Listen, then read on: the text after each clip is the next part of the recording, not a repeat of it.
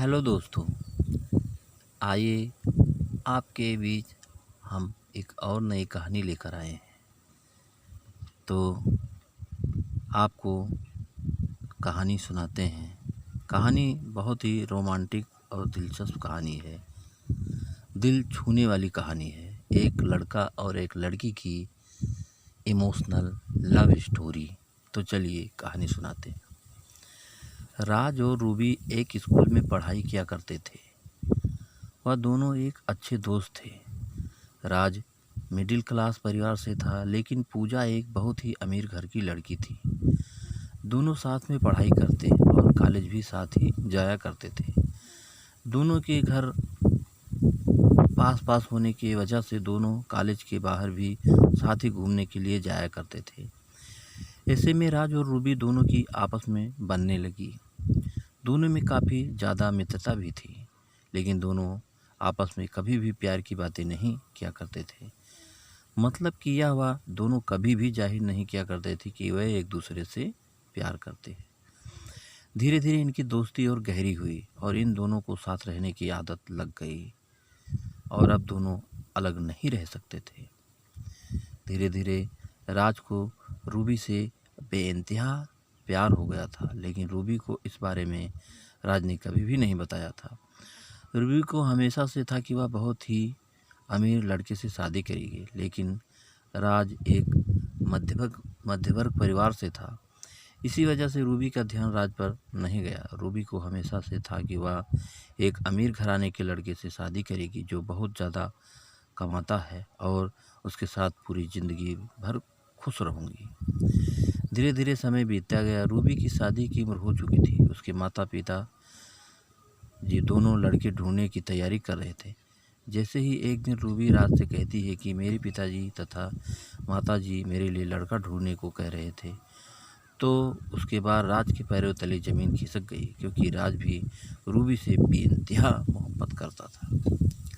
लेकिन राज रूबी के मन की बात को जानता था कि वह अमीर घर के लड़के से शादी करेगी, और रूबी को तो हमेशा से ही अमीर घर के लड़के से शादी करने के लिए चाह रही थी। ऐसे में अगर राज अभी तो पूजा से शादी नहीं हो सकती थी, इस कारण से चुप ही रहा और जो हो रहा था उसे होने दिया। धीरे धीरे जैसे ही उनके माता पिताजी ये लड़का ढूंढने लगे और कुछ दिन ढूंढने के बाद एक लड़का शादी करने के लिए मिला, जिसका नाम पीयूष था। बहुत ज़्यादा अमीर घर का लड़का था। वह बहुत ही बड़ी कंपनी में जॉब करता था और उसकी महीने की कमाई तकरीबन 10,000 रुपये प्रति घंटा थी। जैसे जैसे शादी के बात चलती गई, वैसे वैसे राज की ज़िंदगी खराब होने लगी। वह अपने आप में किसी भी चीज़ पर ध्यान नहीं देता था, साथ ही पढ़ाई लिखाई पर भी ध्यान नहीं दिया करता था। राज को रूबी के जाने का गम सताने लगा और वह चाह कर भी इस बात को रूबी से नहीं बोल सकता था कि मैं तुमसे शादी करूँगा, क्योंकि राज के पास से अपनी हैसियत नहीं थी जितनी हैसियत के लड़के के बारे में रूबी सोचा करती थी, और रात को भी बताया करते थे कि वह कितनी हमें लड़के से शादी करेंगी। रूबी की शादी की बात फाइनल होने लगी थी और राज के बारे में काफ़ी लोगों की बहुत ज़्यादा पता था कि यह दोनों हमेशा साथ में रहते थे, इसीलिए ऐसा लगता था कि दोनों की शादी एक ही साथ हो। उसके कुछ दिन बाद रूबी राज से कहती है कि मेरी तो शादी होने वाली है, क्या तुम अपनी शादी नहीं करोगे? राज कहता है कि मेरी शादी का क्या, मैं तो शादी कर ही लूँगा, पहले तुम अपनी शादी कर लो, उसके बाद मैं भी शादी कर लूँगा। धीरे धीरे समय बीतता गया और रूबी की शादी नज़दीक आ रही थी। जैसे जैसे रूबी की शादी नज़दीक आ रही थी, वैसे वैसे राज का जीना मुश्किल होने लगा था। वह अपनी इस प्रेम कहानी के बारे में किसी को कुछ नहीं कहना चाहता था और लोगों को भी यह पता नहीं चल रहा था कि राज रूबी से प्यार करता है। जैसे जैसे पूजा की शादी नज़दीक आ रही थी, वैसे वैसे राज की ज़िंदगी में बेचैनी सता रही थी और बेहद ज़िंदगी शुरू हो रही थी। जैसे कि आप सभी लोग को रुलाने वाली लव स्टोरी बहुत ज़्यादा पसंद है, ठीक उसी प्रकार का दर्द इस कहानी में भी है। इस कहानी में राज जब एक दिन रूबी के घर की ओर जाता है और देखता है कि रूबी के घर में बहुत सारे आदमी आए हुए हैं और उसके घर में पीयूष भी आया हुआ है, जिससे रूबी की शादी होने वाली है। यह सब देखते ही राज समझ गया कि रूबी की शादी फिक्स होने वाली है और राज मन ही मन अपनी औकात पर पछतावा कर रहा था कि अगर मेरी भी औकात पीयूष जैसी होती तो शायद रूबी से आज मेरी शादी फिक्स होती। जिस दिन से रूबी की शादी फिक्स हो गई उस दिन से राज रात रात भर नहीं सोया करता था। वह रात रात भर अपने बिस्तर में रो रो कर अपने प्यार को याद किया करता था। राज सोच रहा था कि मैंने प्यार तो किया पर ऐसा प्यार किया नहीं उसे बता सकता हूँ और ना ही उससे शादी कर सकता हूँ। इसके बाद राज फिर सुबह उठकर रूबी के घर चला जाता है क्योंकि रूबी उसके घर आई थी राज को बुलाने के लिए। दोनों की शादी में मात्र कुछ ही दिन का फासला था। रूबी अपनी शादी को लेकर बहुत ज़्यादा खुशियाँ मना रही थी। इधर राज अपनी ज़िंदगी को लेकर रात रात भर रोया करता था। दोनों शुरू से ही दो प्रेम करने के बीच में यह सब होता है। जब भी दो प्रेमी आपस में सच्चा प्यार करते हैं तो वह उनको बहुत ही नसीब से मिलता है और बहुत ही जल्द सच्ची प्रेम कहानियों का अंत हो जाता है। अब तो रूबी की शादी होने वाली थी और वह शादी की तैयारी में बिजी थी। रूबी राज को अपने साथ कभी मार्केट तो कभी कपड़े खरीदने तो कभी सुनार कहाँ ले जाती। राज बेचारा रूबी की शादी को लेकर बहुत ज़्यादा तैयारियां कर रहा था। राज मन ही मन बहुत ज़्यादा उदास था। वह इसलिए कि उसकी ज़िंदगी से रूबी जाने वाली है, लेकिन फिर भी वह किसी से कुछ नहीं कह रहा था। अब तो रूबी की सगाई का दिन भी आ गया था। जिस दिन रूबी की सगाई पीयूष से होने वाली थी फिर उसके एक दिन बाद रूबी की शादी थी।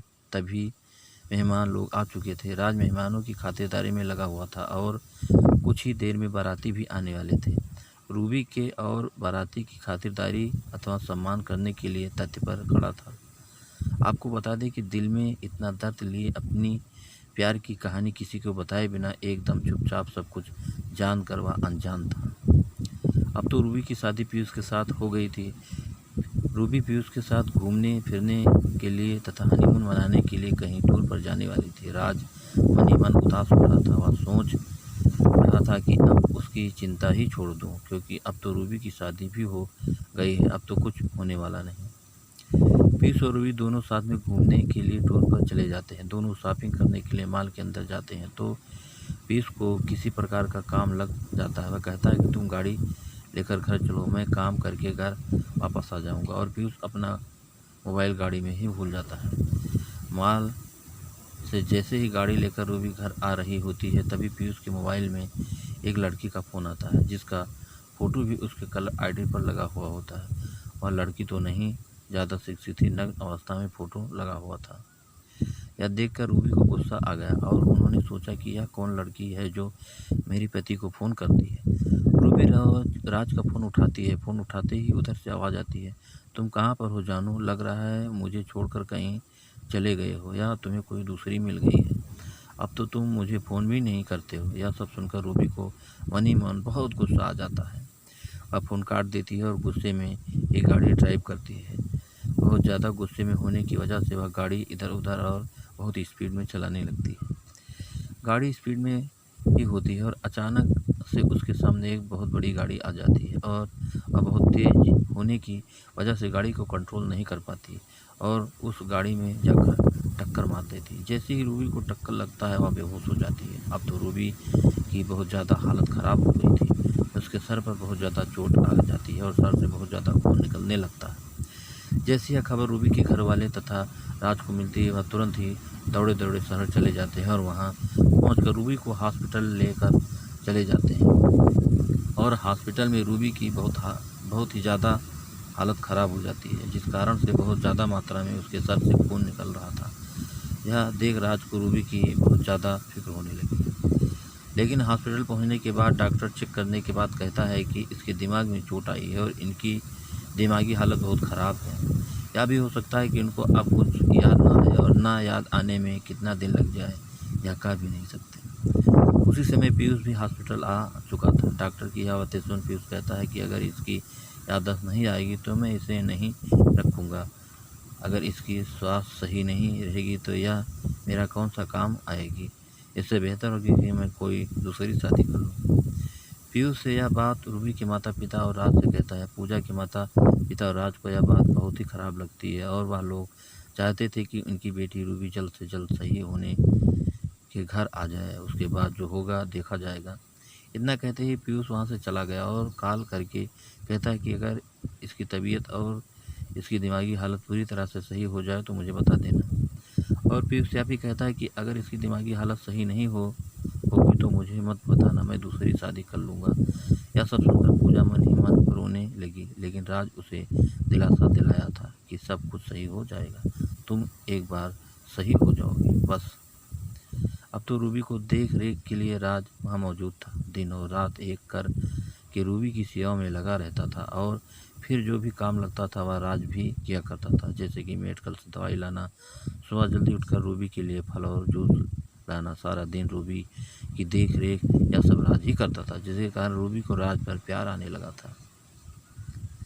अगर राज कुछ पल के लिए रूबी की नज़र से दूर होता तो रूबी को राज की चिंता होने लगती थी, लेकिन रूबी के घर वाले कहते थे कि अब तुम हमेशा राज क्यों करती रहती हो, राज तुम्हारा कौन लगता है। राज थोड़ा सा भी सोनी या कोई काम से अपने घर जाता तो पूजा हमेशा राज को आवाज़ देने का प्रयास करती रहती थी। पूजा को जब भी किसी चीज़ की ज़रूरत पड़ती तो हमेशा से ही राज से मांगा करती थी। एक सुबह जब रूबी अपने माता पिता से कहती है कि राज कहाँ है, बोली मुझे उससे कुछ बात करनी है, तो रूबी के माता पिता कहते हैं कि राज की शादी होने वाली है, राज भी अपने लिए लड़की देखकर बाहर गया हुआ है। इतना सुनते ही रूबी के दिल में घबराहट होने लगी और कहती है राज को लड़की की क्या ज़रूरत पड़ी है, वह तो बोल रहा था कि अभी शादी नहीं करेगा। फिर रूबी के माता पिता कहते हैं कि राज भी शादी के लायक हो गया है। उसके माता पिता बोल रहे हैं कि शादी का इसी कारण से राज अपने लिए लड़की देखने लिए गांव गया हुआ है। फिर वह कहती है कि मुझे उससे कुछ ज़रूरी काम, उसे जल्दी बुला दो। राज के माता पिता तथा राज दोनों तैयार हो रहे थे लड़की देखे जाने के लिए। तभी रूबी के माता पिता फ़ोन करके कहते हैं कि राज कहाँ है। राज के पिताजी कहते हैं कि राज अभी तैयार हो रहा है, उसके बाद हम लोग लड़की देखने के लिए जाएंगे। फिर उसके बाद रूबी के पिताजी कहते हैं कि रूबी राज को खोज रही है, शायद उसे कोई ज़रूरी काम होगा, इसलिए राज को थोड़ा सा समय निकाल कर बोलना कि रूबी उससे मिलने को कह रही है और कुछ समय के लिए वह अस्पताल आ जाए, फिर उसके बाद यहाँ से लड़की देखने के लिए चला जाएगा। फिर उसके बाद राज अस्पताल जाता है रूबी से मिलने के लिए। रूबी कहती है कि क्या तुम मुझसे शादी करना चाहते हो। रूबी ने ऐसा इसलिए कहा क्योंकि रूबी एक दिन राज को अपने रूम में रोते हुए देख लिया था और वह भी जान गई थी कि राज मुझसे बहुत प्यार करता है। उसके बाद राज कहता है कि मैं तो हमेशा से ही तुमसे प्यार करता था और करता रहूँगा। ऐसे में अगर तुम मुझसे प्यार करती हो तो मुझसे शादी कर सकती हो, वरना मैं तो अपने लिए लड़की देखने के लिए जा ही रहा था। उसके बाद रूबी राज का हाथ पकड़ लेती है और कहती है कि मैं तुम्हारे साथ जीना मरना चाहती हूँ। राज, मैं भी तुमसे बहुत पहले से प्यार करती थी, लेकिन मैं अपने प्यार को समझ नहीं पा रही थी। मुझे तो इतना अमीर लड़का चाहिए था शादी करने के लिए कि मैं भी सोच नहीं सकती थी, लेकिन अब मेरी सोच बिल्कुल बदल चुकी है। अब मैं तुमसे शादी करने के लिए तैयार हूँ।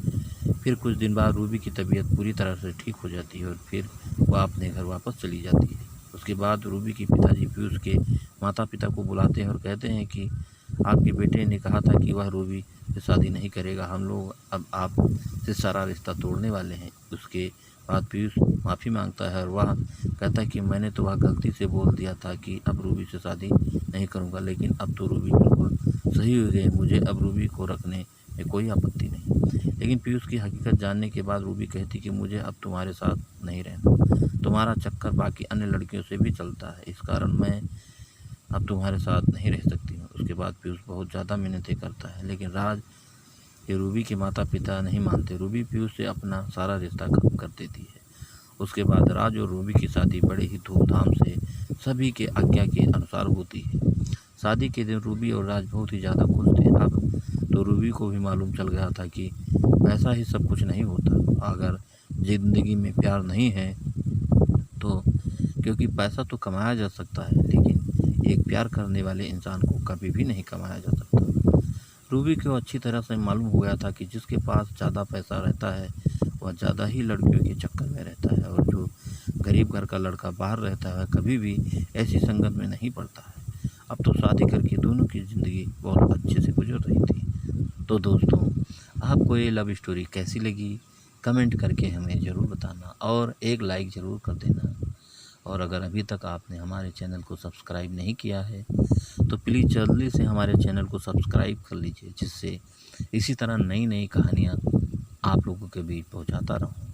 तो अगली कहानी में फिर मिलेंगे, तब तक के लिए बाय बाय, नमस्कार।